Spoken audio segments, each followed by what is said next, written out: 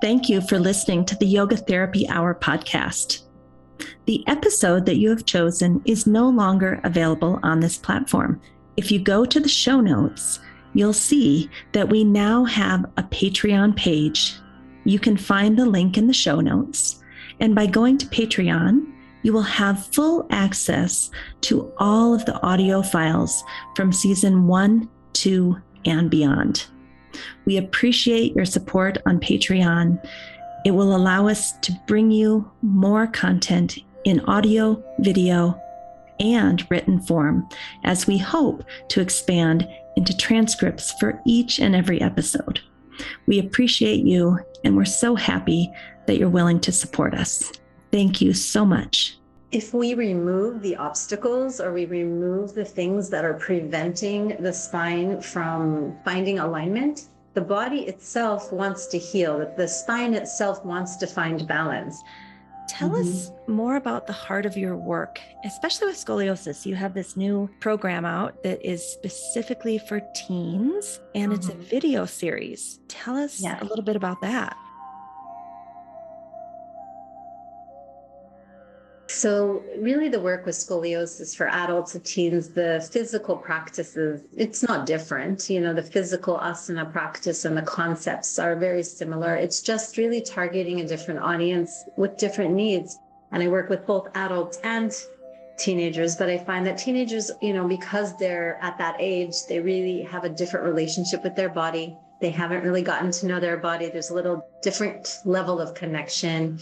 And they also really concerned about appearance and the shame of wearing a brace in public. And so there's just different needs for teenagers than for adults. And to make yoga more accessible, a little more simple, less complicated, less subtle, but that they still start to develop a really strong connection with their body and that we normalize the curve for them. So that's the focus of the teen. And we also did it on video, not on book, because we want the teenagers to be able to do it. And we kept them very short, simple kind of postures. Everything is there. It's just that we have to identify what are the main obstacles on a physical level, also on an emotional level and, energetic level. But what are the main obstacles? Where is their tightness in the muscles? Where is their weakness in the muscles? Where is there less breath? And we find where the obstacles are. We work on treating those, which is very unique for scoliosis because we work asymmetrically. We work on not the same thing on both sides, but rather different poses or different focus on different sides. But when we do that, we start to release the tight areas. We start to strengthen the weak areas. We start to find alignment. And when we provide those conditions, then the spine itself looks for balance. And so that's the focus of scoliosis. It's not to bend it to the opposite side. It's not to take it and push it to the other side, but to really remove what's preventing it from being straighter and trusting that the body will find its center. Because the truth is that's what scoliosis is. It's an amazing way that the body works with itself to find balance. There's usually a curve in one direction that starts, whether, sometimes there's no reason, sometimes there's a structural or functional reason. And then the body keeps forming that curve and balancing the curve. And so it creates other curves to balance the curve so that eventually your head is straight. So the body is always seeking balance. That's how scoliosis works.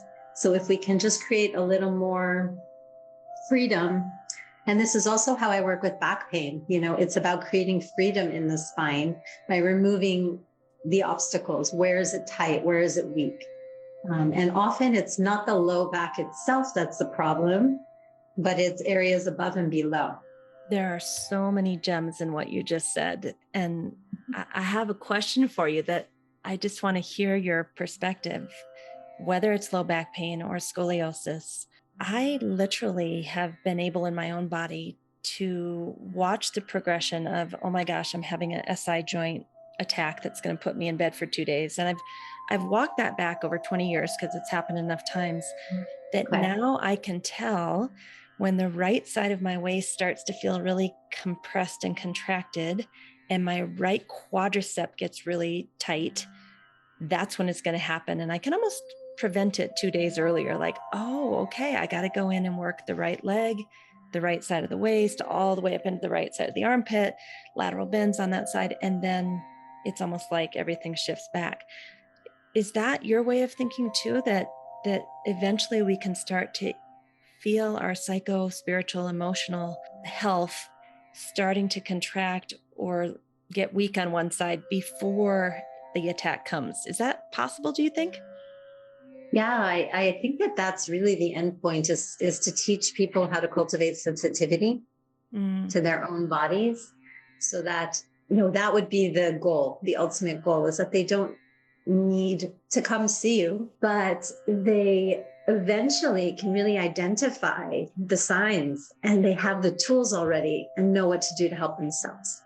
So that's ultimately the goal. But in the beginning, a lot of people just don't know even what they're doing, right? They have to understand what they're doing. And unless you know what you're doing, you can't change it. So really just starting to understand how they move, where they put weights, what's tight, what's weak, and then giving them tools to work with that, and then really growing their sensitivity. That's the ultimate goal.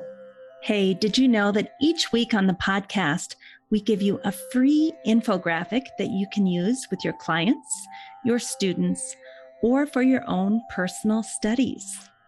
So check out the show notes. There's a link on where you can sign up. And not only will we send you the infographic from this week, but if there's a topic that's similar in the future, we'll also put you on that list. And we'll never sell your data or send you things that you haven't asked for.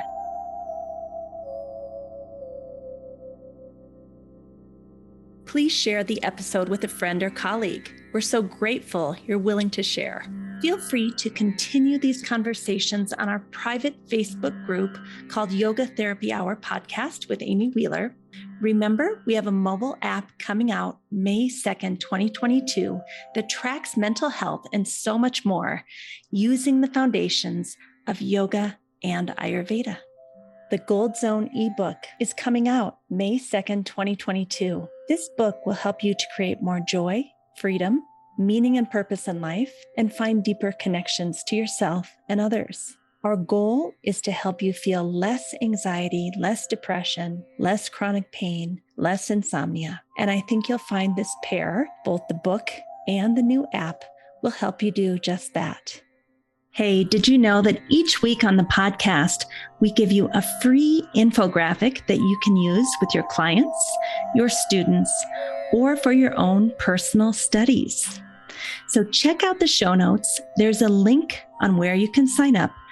And not only will we send you the infographic from this week, but if there's a topic that's similar in the future, we'll also put you on that list. And we'll never sell your data or send you things that you haven't asked for. Please share the episode with a friend or colleague. We're so grateful you're willing to share. Feel free to continue these conversations on our private Facebook group called Yoga Therapy Hour Podcast with Amy Wheeler. Remember, we have a mobile app coming out May 2nd, 2022 that tracks mental health and so much more using the foundations of yoga and Ayurveda. The Gold Zone ebook is coming out May 2nd, 2022. This book will help you to create more joy, freedom, meaning and purpose in life, and find deeper connections to yourself and others. Our goal is to help you feel less anxiety, less depression, less chronic pain, less insomnia. And I think you'll find this pair, both the book and the new app, will help you do just that.